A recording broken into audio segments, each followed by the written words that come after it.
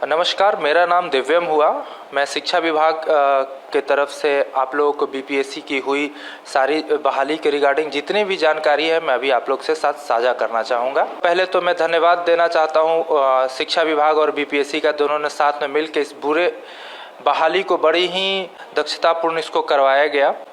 इस बहाली में बहुत सारे सवाल थे जिसके जवाब के लिए मैं आज आया हुआ हूं कि कैसे इतने कम दिनों में, ये एक रिकॉर्ड है कि 6 दिनों में हमने 1,20,000 लोगों की बहाली हमने करवाई, उनकी काउंसलिंग भी करवाई और ट्रेनिंग भी शुरू हो चुका है और 2 तारीख को उनको प्रोविजनल ज्वाइनिंग लेटर भी दिया जाएगा हमारे माननीय मुख्यमंत्री जी के द्वारा। तो सबसे पहले जब बीपीएससी ने इसे रिज़ल्ट निकाला, 1,20,000 लोगों का रिज़ल्ट जब निकाला, तो ये हमारे लिए एक बड़ा ही चैलेंजिंग पार्ट था, लोगों को तुरंत और फेयरफुल तरीके से उनका ज्वाइनिंग करवाने का। इस पूरे प्रोसेस के लिए हमने एक केंद्रीकृत सॉफ्टवेयर का निर्माण किया जो कि शिक्षा विभाग के तरफ से निर्माण करवाया गया था। तो सबसे पहले इसमें जो सवाल आता है रिजल्ट आने के बाद डिस्ट्रिक्ट एलोकेशन, तो डिस्ट्रिक्ट एलोकेशन जो हुआ है वो एक सॉफ्टवेयर के माध्यम से हुआ है जो कि एक जॉइंट वेंचर सॉफ्टवेयर था बीपीएससी और शिक्षा विभाग का।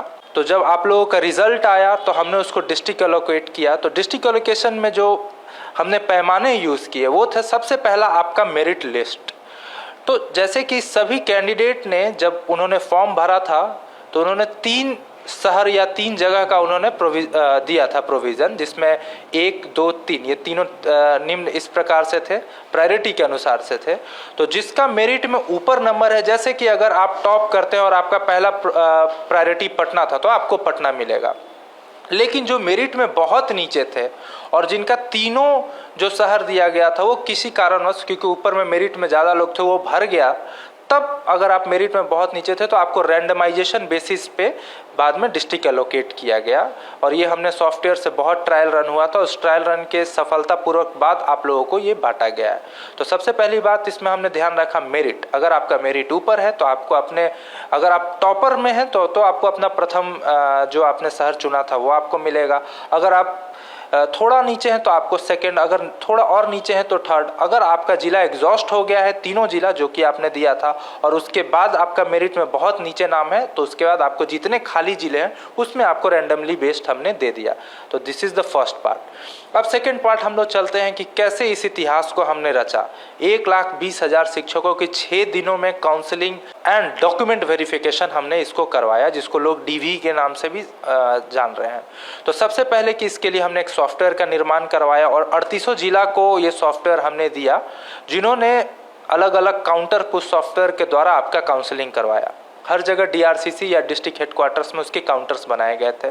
तो सबसे पहले हमने सॉफ्टवेयर में क्या चेक किया, हमने चेक किया कि क्या आपके रिजल्ट हुए थे, क्योंकि जो स्टूडेंट्स ने एग्ज़ाम दिया उसमें से जिसने उसमें उत्तीर्ण हुए, सफल हुए, उनके रिजल्ट्स और उनके प्रोफाइल को हमने बीपीएससी के द्वारा डेटा शिक्षा विभाग ने लिया और उसी डेटा को उस पर डाला गया। अगर कोई फर्जी आदमी वहाँ पे आके बोलता है कि मैंने तो एग्ज़ाम दिया है, मेरा रिजल्ट आया है, तो उसका रिजल्ट वहाँ पे शो नहीं कर रहा था।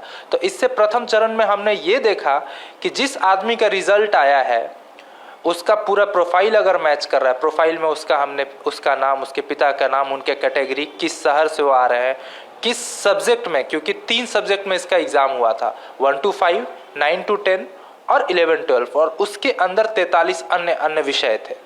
तो उसमें ये सारी चीज़ें आती थी कि अगर ये पर्सन 1 to 5 में इसमें एग्ज़ाम दिया है, उनके पिताजी का नाम X है, वो इस जगह से बिलोंग करते हैं, और साथ में वो फोटो जो उन्होंने बीपीएससी के एग्ज़ाम के समय अपलोड किया था और उनका वो सिग्नेचर, वो सारा चीज़ का प्रमाण हमारे अधिकारी जो जिला शिक्षा अधिकारी के साथ अन्य अधिकारियों ने मिलकर उसका जांच किया। अगर वो सही पाया जाता था तो उनको नेक्स्ट पायदान पे ले जाया जाता था। तो सॉफ्टवेयर का नेक्स्ट पायदान क्या होता था, आपका बायोमेट्रिक। तो इसमें हम लोग बायोमेट्रिक्स को चेक किए। वो बायोमेट्रिक था जो कि बीपीएससी के एग्ज़ाम देते के समय आपने वो बायोमेट्रिक दिया था, उस बायोमेट्रिक से आपका यहाँ पे बायोमेट्रिक मिलाया गया। अगर बायोमेट्रिक सेम पाया गया, इसका मतलब कि जो इंसान ने परीक्षा दिया वही इंसान यहाँ पे ज्वाइनिंग के लिए आया हुआ है। तो दूसरा ये। तीसरा हमने ये सबसे पहले, ये आज तक रिजल्ट में कभी नहीं हुआ था, आधार वेरिफिकेशन। तो ये बिहार में एक पहला हमने लिया कि जितने भी कैंडिडेट्स आए जिनका रिजल्ट आया उसका तीसरा सिक्योरिटी चेक लगा आधार वेरिफिकेशन। मान लीजिए कि कोई एक इंसान अजय नाम का है, वो जब इंसान आया, अजय नाम के तो बहुत सारे इंसान हो सकते हैं, तो वो आधार हमारा यूनिक आईडी है पूरे भारत में। तो क्या वो वही अजय है जिन्होंने एग्ज़ाम दिया था, जिन्होंने बीपीएससी का फॉर्म भरा था? इसको भी हमने आधार के जरिए, आधार में मोबाइल ऑथेंटिकेशन के जरिए इसको हमने देखा। फिर चौथा स्टेप आता है डॉक्यूमेंट वेरिफिकेशन। डॉक्यूमेंट वेरिफिकेशन में हमने उस सारे डॉक्यूमेंट्स को आप से मंगवाए थे उत्तीर्ण छात्रों से जिन्होंने बीपीएससी पे अपना जो पुराना डॉक्यूमेंट अपलोड किया था। जब वो बीपीएससी में अपना डॉक्यूमेंट अपलोड कर रहे थे तब डॉक्यूमेंट में बीपीएससी का वाटर मार्क आया था। तो उन सारे डॉक्यूमेंट्स को हमने जो चेकलिस्ट था उससे मिलान किया। तो इसमें बहुत लोग थे जिन्होंने बीएड किया और 1 to 5 में जिनका सिलेक्शन हो गया, उनके वो डॉक्यूमेंट वेरिफिकेशन के लिए आए, उनको हटाया गया ना। 11-12 में बहुत सारे ऐसे अभ्यर्थी थे जिन्होंने स्टेट पास नहीं किया था बट समहाउ बीपीएससी के एग्जाम में उत्तीर्ण हो गए थे, वैसे भी लोग डॉक्यूमेंट वेरिफिकेशन में हटाए गए हैं। इन सभी का डेटा है हमारे पास, ज़रूरत आने पे अपर अथॉरिटीज़ के हिसाब से उसको पब्लिक किया जाएगा। तो इस तरीके से हमने बहुत लेवल पर डॉक्यूमेंट वेरिफिकेशन किया, जैसा कि एग्ज़ाम के समय डॉक्यूमेंट वेरिफिकेशन का चेकलिस्ट दिया गया था, विभाग के द्वारा भी प्रसारित किया गया था। जब डॉक्यूमेंट वेरिफिकेशन हुआ तो उनका एक काउंसलिंग लेटर जारी हुआ था। उस काउंसलिंग लेटर में क्यूआर कोड ऊपर में था, आपने देखा होगा, ये भी एक नए तरीके का इनिशिएटिव था। तो आप लोग पूछना चाहेंगे कि क्यूआर कोड से क्या हुआ? तो क्यूआर कोड से ये हुआ कि जैसे ही स्टूडेंट वहाँ से 4 सिक्योरिटी चेक करके अब 5वां सिक्योरिटी चेक क्यूआर कोड से आया, तो उस क्यूआर कोड को हम लोग निकाल के वो लोग ओरिएंटेशन सेंटर अलॉट हुआ, तो वो अपने अपने ओरिएंटेशन सेंटर पे गए। वो उसमें वहाँ पे देखा गया कि क्या वो वही बंदा आया है जिसने वहाँ पे अपना लेटर जनरेट करवाया है, जिसने एग्ज़ाम दिया था, जिसके नाम पे लेटर जनरेट हुआ है कि नहीं। हो सकता है आजकल फोटोशॉप का ज़माना है, यहाँ तक कि जो हमने काउंसलिंग लेटर दिया था वो भी चेंज हो सकता था, बट क्यूआर चेंज नहीं हो सकता। ये क्यूआर कोड की खासियत है। तो जब वो अपने ओरिएंटेशन सेंटर पर गए, उनका क्यूआर स्कैन करवाया गया, और जब क्यूआर जब स्कैन होता है तो जो ओरिजिनल लेटर है उसका जो कॉपी है वो वेबसाइट पे दिखने लगता है, एजुकेशन डिपार्टमेंट के अधिकृत यूआरएल के वेबसाइट पे दिखने लगता है। तो उससे उस लेटर की मिलान किया गया। अगर तब वो सही पाया गया और उस लेटर, काउंसलिंग लेटर पर उस जो आदमी था उसके सिग्नेचर और फोटो दोनों था, तो उससे उसके फोटो की मिलान की गई और देखा गया कि वो सही आदमी है, तब उसको ओरिएंटेशन प्रोग्राम में प्लेस किया गया। ओरिएंटेशन अन्य डाइट्स या होटलों या पीटीईसी में दिया जा रहा है। और फिर वहां से हमने ओरिएंटेशन का भी एक ऑनलाइन सॉफ्टवेयर, ये सारे केंद्रीकृत सॉफ्टवेयर था। अब जैसे ही वो गया तो वो एक दूसरा सॉफ्टवेयर आया जिसका उसने ओरिएंटेशन डिटेल्स आ गया। तो एक शिक्षक की जब से बहाली शुरू हुई थी, जब वो उत्तीर्ण हुआ, उसके सारे वेरिफिकेशन, उसके काउंसलिंग लेटर से लेके ओरिएंटेशन प्रोग्राम तक का हमने ऑनलाइन डेटा मेंटेन रखा। सारे डेटा एक दूसरे से सिंक थे, मतलब सारे डेटा एक दूसरे से चेक कर रहे थे क्या क्या वही आदमी है कि नहीं, ये वही बंदा है कि नहीं। तो ये टोटल 7 जगह हमने सिक्योरिटी चेक लगाया था। और उसी तरीके से हम लोग नए नए सिक्योरिटी चेक्स नियुक्ति पत्र में भी डालेंगे, जो कि 2 तारीख को आपको देखने को मिलेगा, जिस दिन माननीय मुख्यमंत्री नियुक्ति पत्र को बांटेंगे, लोगों के बीच में इसको बांटेंगे। अब हम लोग आते हैं कि स्कूल अलॉटमेंट, बहुत ही भ्रांतियां फैलाई जा रही हैं डिस्ट्रिक्ट्स में। बहुत सारे लोग हैं जो कि गलत गलत भ्रांतियां फैला के लोगों से पैसा ऐंठ रहे हैं, तो इन सभी के बातों में ना आए। ये एक पूरी तरीके से रैंडमाइज बेस्ड सॉफ्टवेयर के थ्रू स्कूल एलोकेशन हो रहा है। अभी हम लोग डिस्ट्रिक्ट से स्कूल वाइज रिक्तियों की मांग की है, वो भी सॉफ्टवेयर के थ्रू हो रहा है।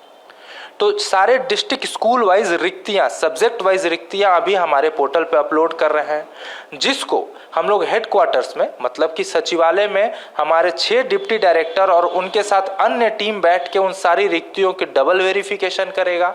और जब हम इससे संतुष्टि पाएंगे कि हमारी जितनी रिक्तियाँ स्कूल में थी वो सारी सही हैं, उसके बाद स्कूल वाइज लोगों का हम लोग सॉफ्टवेयर के थ्रू प्लेसमेंट करेंगे। और ये एक रैंडमाइजेशन के थ्रू होगा, जिसका एल्गोरिदम भी आप लोगों को जब स्कूल का बंटवारा हो जाएगा तो आपको पब्लिक कर दिया जाएगा। तो इसमें सबसे पहले तो मैं बताना चाहता हूँ कि मानव का, मतलब ह्यूमन इंटरफेरेंस जिसको बोलते हैं, मतलब मानव का दखल अंदाजी इसमें कहीं नहीं है। सारी चीज़ें सॉफ्टवेयर से बनाई जा रही हैं, और वो जो सॉफ्टवेयर होता है वो भी रैंडमाइजेशन बेसिस पे या कुछ सेट पैरामीटर्स पे चलता है। तो छेड़खानी करना बहुत ही मुश्किल है, ना के बराबर है। और जहाँ तक कि सिक्योरिटी चेक की बात है, जैसे बहुत लोग बोल रहे हैं कि दूसरे जो कैंडिडेट पास नहीं किए हैं वो ज्वाइन कर गए हैं, वो भी एक नकारात्मक पहलू फैलाई जा रही है लोगों के द्वारा, क्योंकि हमने जो 6 सिक्योरिटी चेक की मैंने बात की, वो 6 सिक्योरिटी चेक जैसे कि आधार, बायोमेट्रिक और उनका प्रोफाइल, ये 6 सिक्योरिटी के कारण उस चीज़ को भी हमने नलीफाई कर दिया है। नेलिजिबल नहीं, नलीफाई मतलब वो 0% है।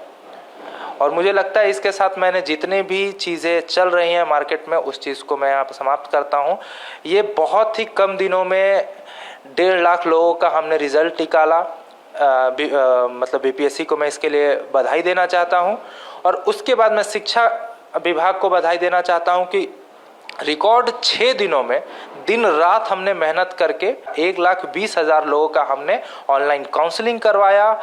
डिस्ट्रिक्ट में उनको हमने कॉलेजेस के साथ टैग किया, उनकी ओरिएंटेशन करवाई, और कुछ दिनों में ही अब हम उनका सॉफ्टवेयर के माध्यम से स्कूल अलॉटमेंट भी करेंगे। तो सबसे पहले तो मैं आश्वस्त करना चाहता हूं कि ये जो पूरा प्रोसेस है सॉफ्टवेयर के थ्रू है, तो इसमें किसी तरीके की गड़बड़ी नहीं की गई है।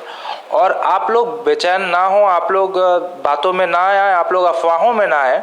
अगर आपको किसी चीज़ की जानकारी चाहिए, ऑथेंटिक जानकारी चाहिए, तो विभाग का, शिक्षा विभाग का अपना कमांड एंड कंट्रोल सेंटर है, जिसमें हम लोग जितना भी शिक्षा विभाग से रिलेटेड क्वेरीज, प्रॉब्लम, उन सभी चीज़ों का समाधान करते हैं। जब आप लोग कल को शिक्षक बनिएगा, आप अपने प्रॉब्लम भी इस पे साझा कर सकते हैं। तो इसका नंबर आप लोग नोट कर लीजिए, 14417। अगर आपको नियुक्ति के लिए या शिक्षा विभाग से जुड़े अन्य या किसी भी अन्य शिकायतों या क्वेरीज को आपको जानना है, तो अफवाहों में ना आए, इस नंबर पर कॉल करें, आपको इसकी सटीक जानकारी दी जाएगी। धन्यवाद।